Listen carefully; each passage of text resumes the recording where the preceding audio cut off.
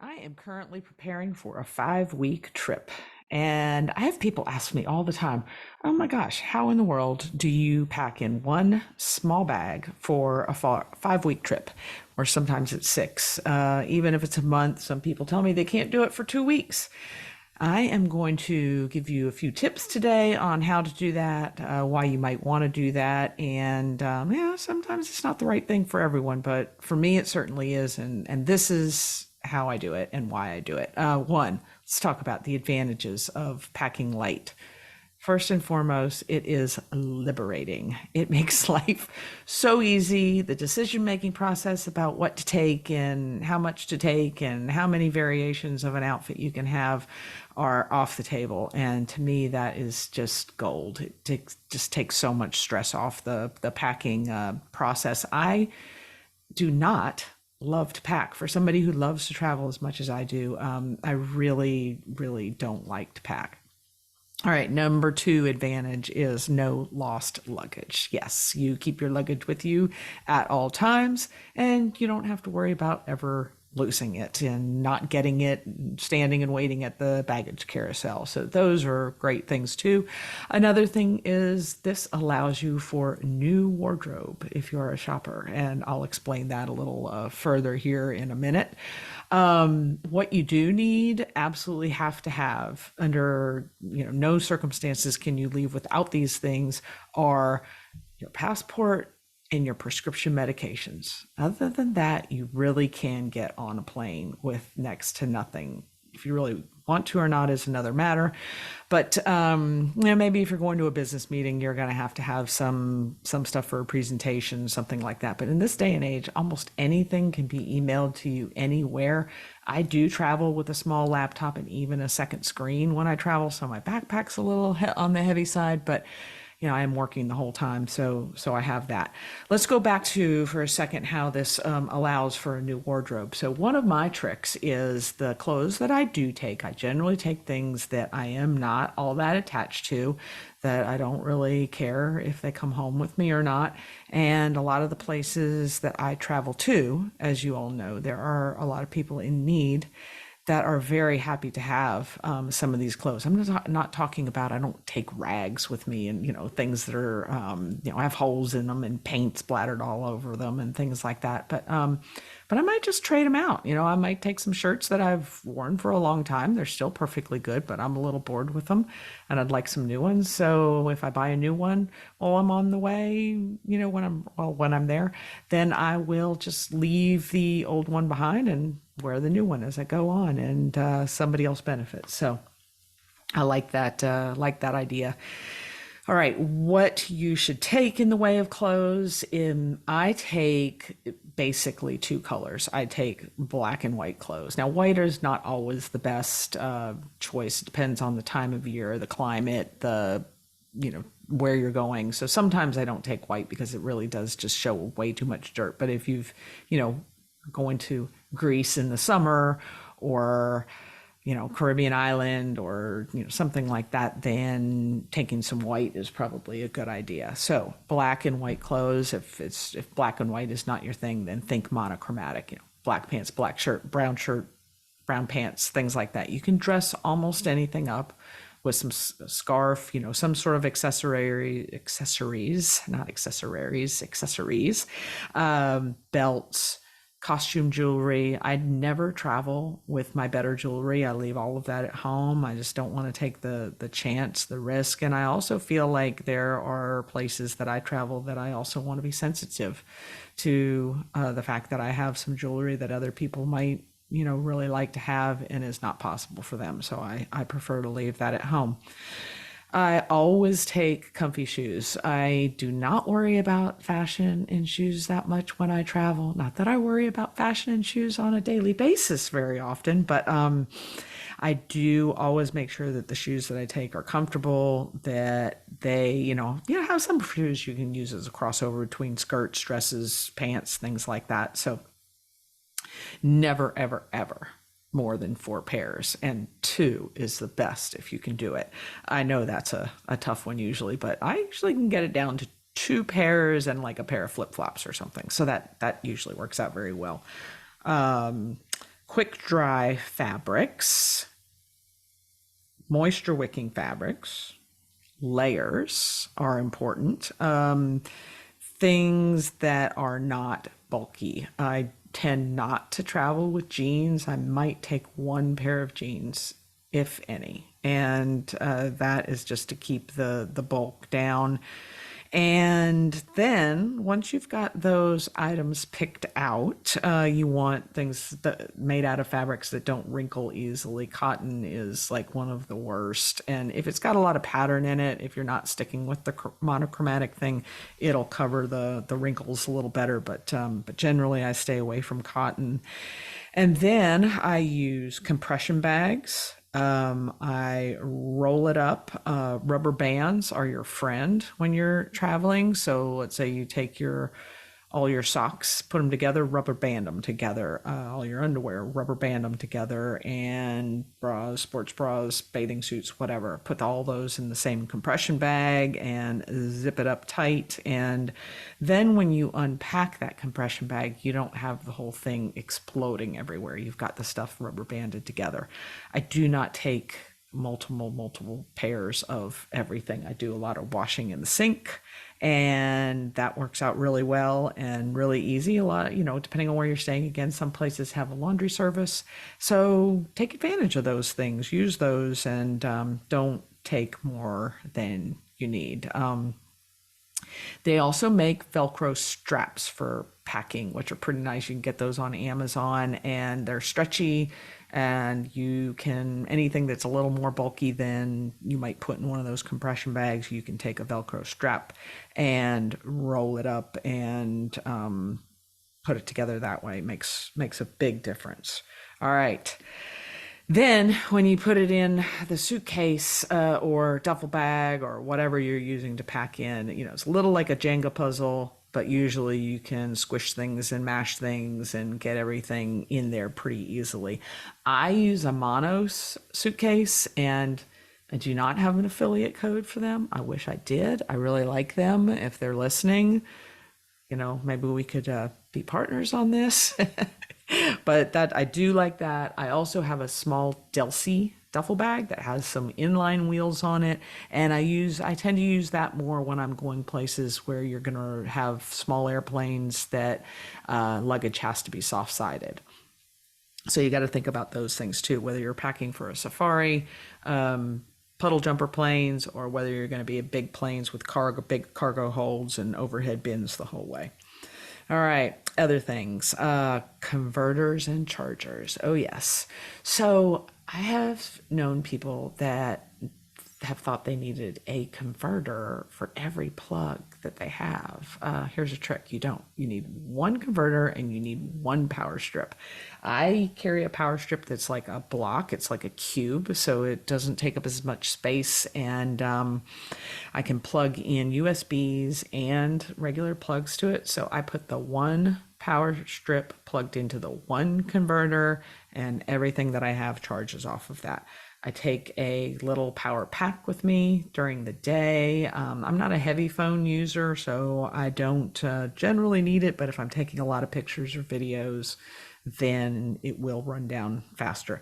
I do not carry camera equipment with me. If camera and equipment is important to you, then yeah, you're going to have to make some adjustments for packing light to have that, because you're going to definitely or probably want to carry that on unless you're like big time pro and have giant bags with foam packing in them and stuff, but that's a whole nother story. All right. Here's a couple of things that I really recommend you take. Not absolute necessities, but still pretty important. Take copies of your passports with you. Carry them in a different place than you're carrying your passport. So God forbid something happens and you lose your passport or it's stolen, you've got a copy of your passport. Very important. Make an album, a photo album on your phone. Take a picture of your passport. Take screenshots of all your boarding passes. If there are visas to the countries you're going to, take screenshots of those. Keep those all in that album on your phone so that you can find them quickly and easily. I can't tell you the number of times I've seen people at customs or wherever and they're not getting a good signal on their phone. They can't get on Wi-Fi, and they cannot get their visa form or whatever it is to come up. So make sure you've got screenshots of those things. And having that all in one album on your phone keeps you from having to scroll through every photo that you've got on there and getting flustered when there's a line of people behind you that are looking at you with a hairy eyeball. And let's see. Oh, for me, yeah. Okay, so I have a little bit of a bad neck, and so I do carry a little bit of a bulky neck pillow with me. It's a little bit of an inconvenience, and it has to be snapped onto the outside of my backpack, but it's totally worth it for me when I'm flying overnight because I do really need to keep my neck from wobbling and snapping and all that good stuff. And sleeping upright for that many hours can definitely get wearing on us. So, and I always like an aisle seat personally, so that neck pillow is even more important because I'm not leaning against the wall with the window if I can help it. Another thing, now could be a little bit of a thing. Some of the airlines might not be happy with me for saying this, but I like taking a foot hammock. You can get one on Amazon for about $15. The trick is you've got to really think about the people that are sitting around you and being polite to them. So the foot hammock, the straps go over the arms of the tray table, and it just helps you elevate your feet off the floor. This is not a step. I repeat, it's not a step. Do not put your full weight into this foot hammock, or the person in front of you is going to land in your lap and they're not going to be happy. Your knees are going to not be happy, and the flight crew is not going to be happy either. So if you do that, be really careful with how you use it. It is a rest. It is not meant to bear our full weight. All right. Oh yes, this is the point I'm pretty passionate about. But I'm also not a girly girl who likes to travel with like 5 different round brushes and 2 different blow dryers and all kinds of hair products and things like that. That's just not me. If it is you, well, you're going to have to check a bag. I take bar shampoo with me if I'm taking shampoo. I mean, most of the time, anywhere you go anymore, they have shampoo. But if you don't trust the shampoo that you might, come across, then find a bar shampoo that you like. It'd be better for you to find that anyway. I mean, gosh, the plastic in this world's insane. So they also have bar conditioners, and they're getting to be more and more of them. If you have a Whole Foods near you, you can walk down the aisle and see a ton of options on that. I've found something online that I like that's from a company called The Earthling. Again, no affiliate code there, but I do really like their products. I use toothpaste tablets. I use those at home too. I don't use a tube of toothpaste. Just throwing away that plastic tube seems wasteful, and the toothpaste tablets are really easy, and it's, nothing to go through security with. Deodorant, I use that crystal, it's kind of like a crystal. It's not a big solid plastic container. Again, I understand personal preferences. The one thing that's a little tough on that front is lotions, like sunscreens or lotions for your face. Body lotion's not such a big deal because those can be found everywhere too. But if you have specific stuff you like for your face, get some of the small stackable reusable containers that you can buy on Amazon. I think those are the best. Then you're not dealing with 5 or 6 different containers rolling around in your luggage. They all screw together, top to bottom, and they like a little caterpillar, a little snake. Hopefully that makes sense to everyone. I do have a small first aid kit that I travel with. Some Band-Aids. I don't take 25 different sizes, but if you get a blister, or you happen to get a paper cut or a whatever, blister hand, foot, wherever, those are good to have. Some Band-Aids, NSAIDs, over-the-counter anti-inflammatories, Band-Aids, Neosporin, Imodium. I always take some Sudafed. It's funny, when we're traveling around the world, sometimes I end up places that make me feel like kind of stuffed up that I don't normally deal with that at home, but that's happened. And then I've had to try to find a pharmacy and get something that's similar, but we never really know if it's exactly the same or not. I've done better with products in other places, but I've gone to traveling with that. Just a little one of those little cards that has 10 or 12 of them is plenty. Take some Tums because you never know what you might eat that you didn't expect. Some ginger candy. That's like hard candies. Again, they're really easy to come by. Just a little bag of those is great because you can suck on those if you have any kind of nausea. Earbuds or headphones. I prefer earbuds personally. I know a lot of people who really like headphones. Headphones are fine. They're just, to me, they're a little bulky for packing, and they also start to make my ears hurt. So maybe I'm just wearing the wrong ones. If you've got headphone suggestions for me, let me know, but they're still kind of bulky. So those are my big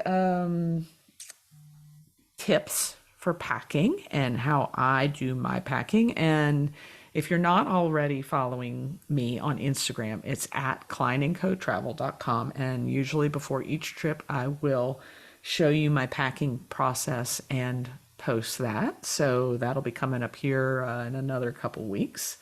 And I'm going to tell you a real quick travel story. Today's travel story from my own travels is when I was briefly living in Japan, almost 30 years ago now. Actually, oh my gosh, actually more than 30 years ago now. We're not going to say exactly how long. I had a day off from the office and I hopped a train and went to a little city about an hour outside of Tokyo, and that is called Kamakura. I took just regular, it wasn't a quick train or anything, it had several stops. It was one of the more old-fashioned trains, and went and saw the great Buddha of Kamakura there. He is one of the most iconic of all of Japan's Buddha statues, and he stands at 44 feet tall. So that was just a fun, very freeing thing to do. I was always a very adventurous traveler and didn't mind going places on my own. When I came back the next day and told everyone, asked what I'd done with my day off, and I told them, they all looked at me like I had three heads. They couldn't believe that I had just gone off and done that on my own. But it was a wonderful day, and that's my travel story for today. All right, until next time.